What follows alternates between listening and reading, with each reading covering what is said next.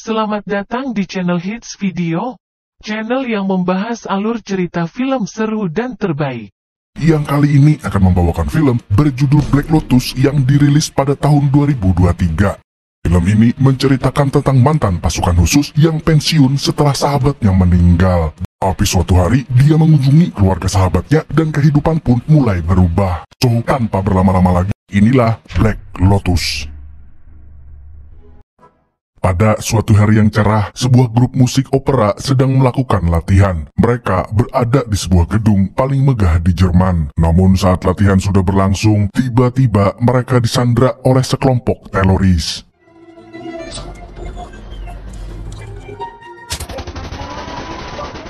Lalu beberapa jam kemudian, belasan pasukan khusus sampai di lokasi kejadian. Pasukan ini dipimpin oleh Kapten John yang memiliki asisten bernama Matteo. Keduanya merupakan prajurit terlatih yang sangat mematikan. Dan tanpa membuang banyak waktu, John langsung membagi peran setiap anggotanya. Dia dan Matteo akan menjadi penembak di atas tribun, sedangkan yang lain akan mengepung dari bawah. Alright, let's rock and roll.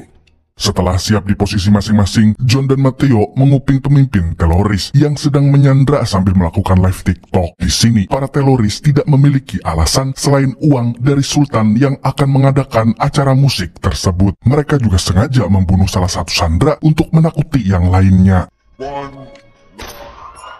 Melihat itu, Matteo pun langsung membrutal. Padahal John belum memberikan perintah. Alhasil, baku tembak pun terjadi dengan sangat sengit.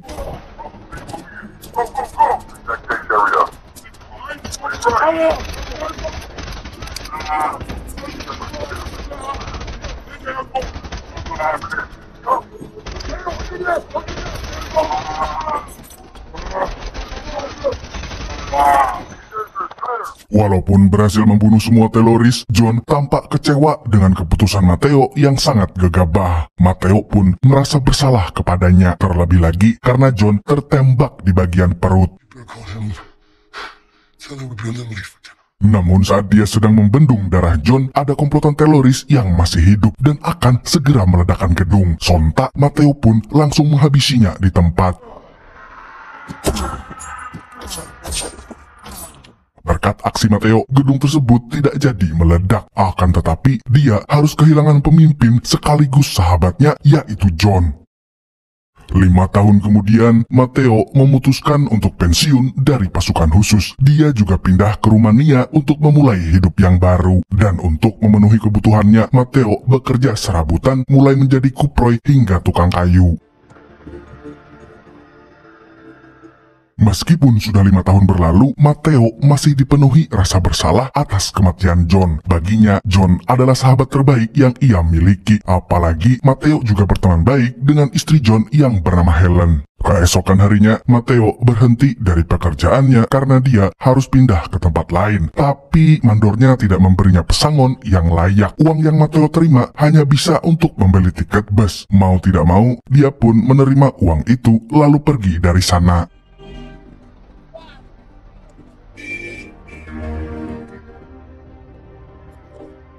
Di tempat lain, Interpol telah menangkap 2 kelompok gangster bernama Konso dan Sindiket. Kedua geng ini digerebek saat sedang melakukan transaksi ilegal di pelabuhan. Operasi penangkapan ini dipimpin oleh agen terbaik Interpol, yaitu Shira dan Fisher. Tapi di saat mereka sedang berbicara, tiba-tiba mereka diganggu oleh seorang gangster bernama Roman. Alhasil, Fisher pun kesal dan langsung menonjoknya.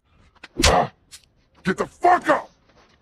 Setelahnya, semua gangster dibawa ke kantor Interpol. Namun dari kejauhan, ada seseorang yang mengawasi mereka. Dia adalah salah satu anggota Konso, yaitu Bert alias Brewok. Dia kemudian melaporkan penangkapan tersebut. Interpol was waiting for us.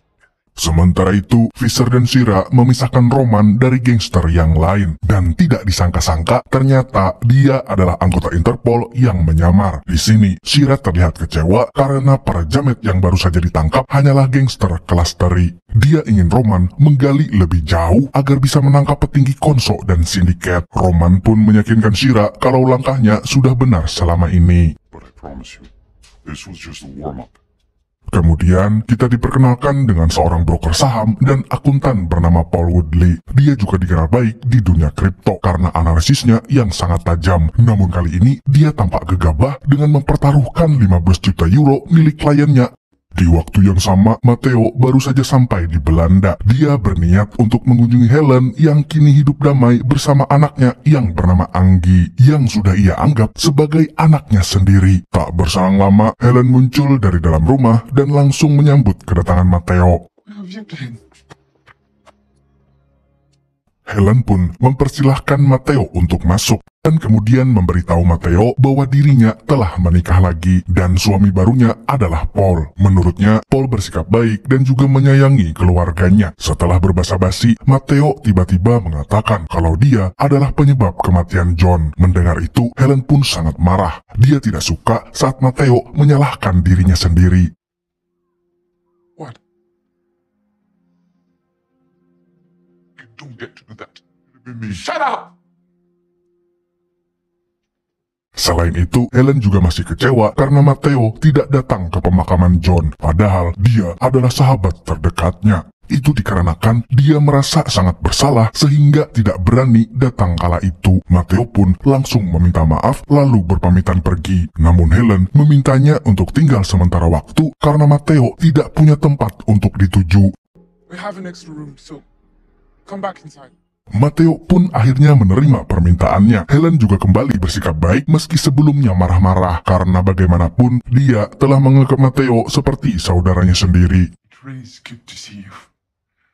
It's just that Bersamaan dengan itu, Samidi sedang berada di restoran miliknya. Dia hendak makan siang dengan sup jamur yang dimasak oleh chef bernama Michael. Maybe I bring in a new chef, new menu. Yeah, go. Selepas makan siang, Samidi menemui Brewok dan anggota lainnya yang dipanggil Lo. Dia kemudian menyuruh keduanya untuk mencari mata-mata yang menggagalkan transaksi di pelabuhan. Need you to find it. Fast. Adegan pun beralih lagi ke rumah Helen di mana Paul baru saja pulang dari kantor. Helen pun segera memperkenalkan Matteo kepadanya. Kemudian mereka makan siang bersama.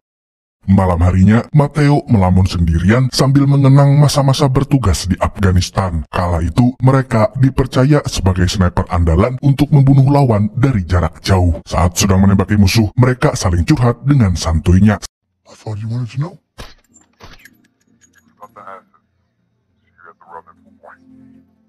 Beberapa saat kemudian, Paul menghampiri Matteo yang sedang melamun, lalu mengajaknya berbincang sejenak. Di sini, Paul merasa prihatin kepada Matteo yang terlihat memendam ingatan buruk.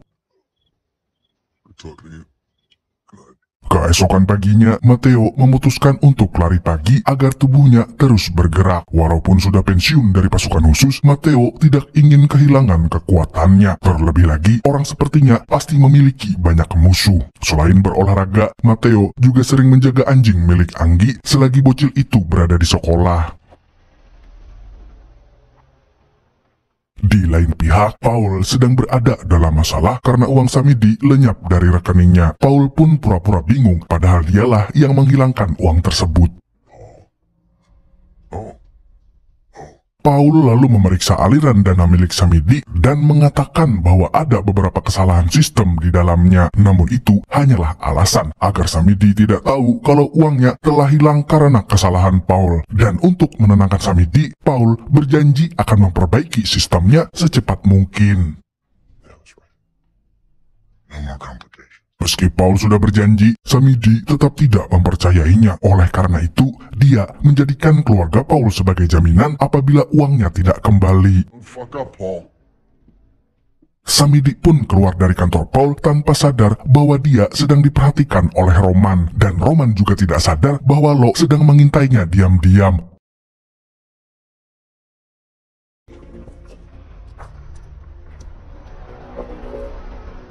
Pada waktu yang sama, Matteo masih menyibukkan diri dengan membuat sesuatu dari kayu. Tapi Helen ingin Matteo lebih santuy sedikit dan mengurangi jiwa-jiwa kuli miliknya. Oleh karenanya, dia mengajak Matteo untuk pergi ke suatu tempat. let's go. Come. Dan tempat tersebut adalah taman bermain anak. Di sini, Matteo dan Anggi tampak menjadi semakin dekat.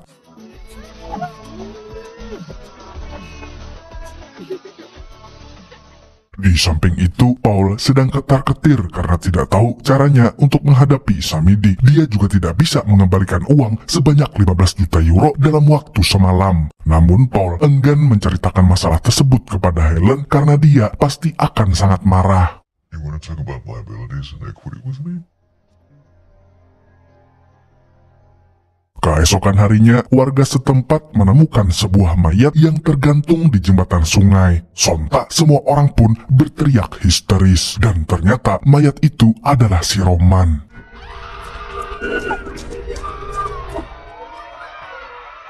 Dia sengaja dibunuh oleh Brewok dan Lo untuk memberi peringatan kepada Interpol. Akan tetapi mereka belum tahu apakah Roman memiliki hubungan dengan Paul dan hilangnya uang Samidi. Hal itu terjadi karena Lo memotong lidah Roman sebelum semuanya terungkap. Samidi pun sedikit kecewa kepada kebodohan Lo. Make faces. Samidi kemudian menghubungi Paul lagi untuk menanyakan uangnya. Namun pria ini kembali membuat alasan yang membuat Samidi sangat muak. Bagaimanapun caranya, uang tersebut harus kembali tanpa ada kekurangan. Jika tidak, maka keluarga Paul akan jadi taruhannya. Find my money. Sementara itu, Shira dan Fisher hendak menyelidiki kematian Roman terlebih lanjut. Mereka yakin kalau Samidi adalah dalang di balik semuanya. Tapi sebelumnya, mereka harus membuka data-data di dalam handphone Roman. Go back to the office. Naomi and Cyber owes me a favor. Di sisi lain, Anggi menghampiri Matteo yang sedang membuat meja dari kayu. Lalu bocil itu tiba-tiba memeluknya. Helen pun senang melihat anaknya semakin dekat dengan Matteo. Beberapa saat kemudian, Paul menelpon Helen dan mengatakan bahwa dia akan pulang terlambat. Paul lalu menghubungi seseorang dari handphone jadulnya, dan ternyata orang yang dia hubungi adalah si Roman. Siang harinya, Matteo bersama Helen dan Anggi sedang berada di luar rumah. Semuanya baik-baik saja ketika mereka akan pulang ke rumah. Tapi tiba-tiba, para jamet ini kemudian mengeroyok Matteo dengan membabi buta. Namun sebelum dia melawan, mereka sudah menculik Anggi terlebih dahulu.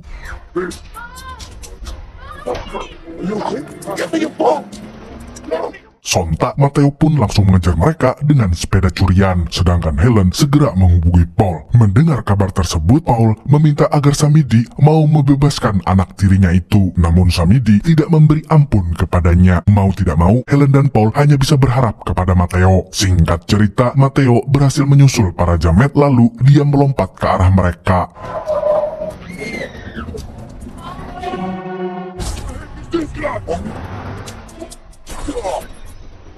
Sayangnya, dia terlempar dari mobil dan tidak sadarkan diri. Selama pingsan, Matteo bermimpi tentang masa-masa indahnya bersama John beserta teman-teman yang lain. Lalu, dia tiba-tiba terbangun di rumah sakit dengan tangan yang diborgol. Ketika Shira dan Fisher datang, mereka langsung melepaskan borgol tersebut. Tapi bukan berarti Matteo lepas dari tuduhan. Shira masih curiga kalau dia terlibat dalam penculikan dan menjalin hubungan dengan Samidi. Dia belum bisa mempercayainya karena kasus penculikan ini sangat berat dan berkaitan dengan perdagangan manusia. Namun Matteo tidak peduli dengan prasangka Shira. Dia hanya punya satu tujuan, yaitu menyelamatkan Anggi. But I'll go make some introductions. Sebelum Matteo pergi, Shira memberinya kontak Interpol agar dia bisa menghubungi mereka jika mengalami kesulitan. That's how you can reach her when you're... Tanpa disadari, ternyata mereka semua sedang diawasi oleh Lo yang juga berada di rumah sakit. Di waktu yang sama, Samidi dan Brewok baru saja mendapatkan laporan dari Lo. Di sini, mereka juga berniat untuk memberikan Anggi kepada geng sindiket yang berada di Thailand. Sementara itu, Matteo lagi-lagi mengenang John. Saat masih hidup, John pernah meminta Matteo untuk menjadi ayah baptis untuk Anggi. Dengan kata lain, dia harus menjaga bocil tersebut jika John sudah wafat. Dan untuk memenuhi janjinya, Matteo memutuskan untuk membrutal demi Anggi. Namun Paul tiba-tiba mencegahnya. Dia juga keceplosan dan mengatakan bahwa Samidi terhubung dengan geng terbesar di Thailand. Mendengar itu, Matteo pun langsung tahu kalau Paul terlibat dalam masalah ini. What's going on? He knows who took him. Setelah Setelah Paul mengaku, Helen pun merasa sangat kecewa. Dia sangat tidak menyangka kalau Paul akan melakukan hal senekat itu demi uang. Lalu Helen memintanya untuk mengembalikan uang yang telah dicuri. Tapi semua uang itu sudah hangus di pasar kripto. Artinya hanya ada satu cara untuk menyelamatkan Anggi, yaitu kekerasan. Matteo kemudian membuat sebuah rencana. Dia menyuruh Paul untuk menghubungi Samidi dan mengatakan bahwa dia akan mengembalikan uangnya. Dengan begitu, Matteo bisa bertemu anak buahnya lalu menghajar mereka tanpa ampun. Di lain pihak, Samidi tidak mempercayainya lagi, dan jika dibohongi lagi, maka dia akan menghancurkan hidup Paul dan semua orang yang dia cintai. I will kill everything you love. Selepas menghubungi Samidi, Paul menyampaikan alamat pertemuan kepada Matteo agar dia bisa langsung beraksi. Matteo pun langsung bergegas pergi. Di sisi lain, Shira baru saja mendapatkan petunjuk baru yang menghubungkan antara Paul dan Roman. Dia kemudian menyuruh Fisher untuk menahan Paul di rumahnya. Sementara itu, Matteo tiba-tiba menodongkan pistol kepada Fisher. Namun dia tidak berniat menyerang karena yang dia butuhkan adalah mobilnya. Tak berselang lama, Helen mengajak Fisher untuk masuk ke rumahnya. Dia juga memberitahu Fisher bahwa suaminya sedang berada di lantai 2. Tapi tanpa sepengetahuan mereka, Paul diam-diam mengemas barang-barangnya dan berniat untuk kabur. Singkat cerita, Matteo sudah sampai di tempat pertemuan. Lalu beberapa anak buah Samidi datang ke tempat itu. Tetapi Matteo tidak melihat Anggi di sana. Dia kemudian sadar kalau Samidi telah mengetahui rencananya. Alhasil, Matteo pun beralih ke rencana cadangan. Dia sengaja melepaskan tas uangnya dan berpura-pura untuk menyerah. Anak buah Samidi pun mengecek tas tersebut dan ternyata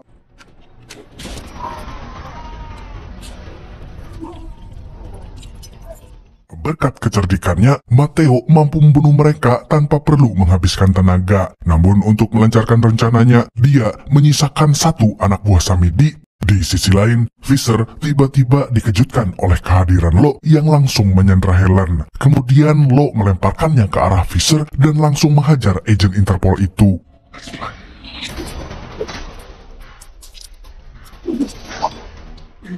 Karena Fisher tumbang, Helen pun segera mengambil pistol miliknya lalu menembak ke arah Lo yang kabur begitu saja. Pada saat istrinya sedang sibuk mengejar musuh, Paul justru bersembunyi seperti pengecut. Bersamaan dengan itu, Matteo sedang menginterogasi Rohim di sebuah gudang. Tetapi jamet Belanda satu ini tidak mau membuka mulutnya. Akhirnya, Matteo memutuskan untuk menyiksanya hingga kesakitan. Dia menggantung Rohim dengan alat pengait lalu mengikat kakinya ke sebuah besi. Sehingga jika dia menarik Rohim ke atas, kakinya akan putus. Dan cara ini pun berhasil membuatnya bicara.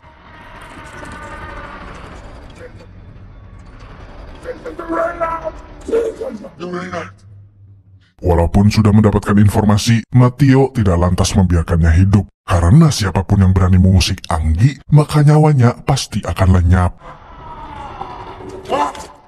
Cerita pun beralih ke rumah Helen, di mana dia sedang membendung darah yang keluar dari tubuh Fisher. Sedangkan Paul, dia tega meninggalkan istrinya begitu saja karena tidak mau ditangkap oleh Interpol. Namun saat dia akan kabur, tiba-tiba Lo sudah berada di dalam mobil dan langsung menghabisinya. Setelah itu, Lo membawa tas milik Paul yang berisi sejumlah uang. Dan beberapa saat kemudian, agen Shira sampai di rumah Helen. Dia tidak melihat sosok Lo karena sedang mengkhawatirkan Fisher yang sudah sekarat. Fisher! If you die, I'll kill you. Lalu saat Shira memindahkan Fisher ke dalam ambulans, tiba-tiba Matteo menghubunginya. Dia meminta bantuan kepada Shira untuk membawa pasukan ke klub malam milik Samidi, karena disitulah Anggi disekap. Tak berselang lama, Matteo pun sampai di klub malam yang dimaksud. Di sana, dia dihadang oleh beberapa pengawal yang terpaksa harus dimusnahkan. Matteo pun langsung membrutal tanpa ampun.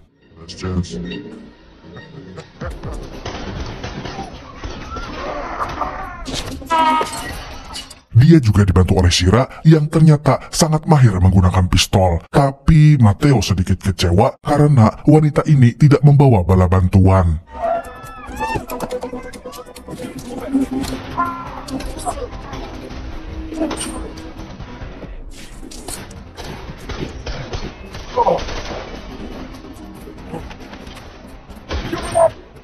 Pada saat mereka berjibaku dengan para pengawal, Samidi diam-diam membawa Anggi keluar dari klub. Matteo dan Sheila pun langsung menuju ke atap di mana Anggi berada. Tetapi mereka harus menghadapi Brewok dan Lo yang sudah siap untuk baku hantam. Dan walaupun terluka parah, tidak lantas membuat Matteo menyerah begitu saja karena dia masih bisa membrutal.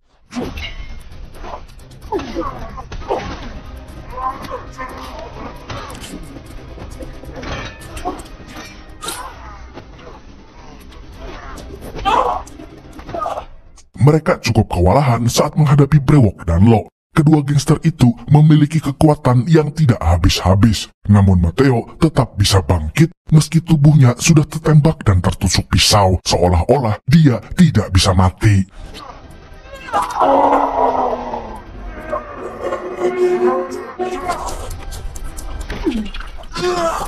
Berkat kegigihannya, Matteo akhirnya bisa membunuh mereka dengan cara yang sangat mengenaskan. Setelah berbaku hantam, dia segera turun ke bawah untuk menyelamatkan si Anggi. I'll kill her. Give me the girl. Don't be stupid. Matteo hanya menggunakan pisau, sedangkan Samidi mengancamnya dengan pistol. Lalu tiba-tiba,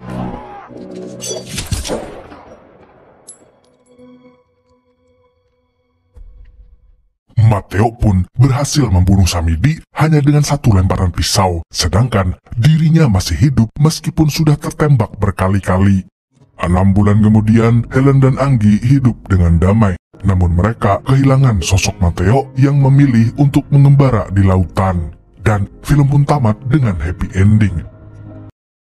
Subscribe bila bermanfaat, like bila kamu suka, share agar menjadi amal jariah.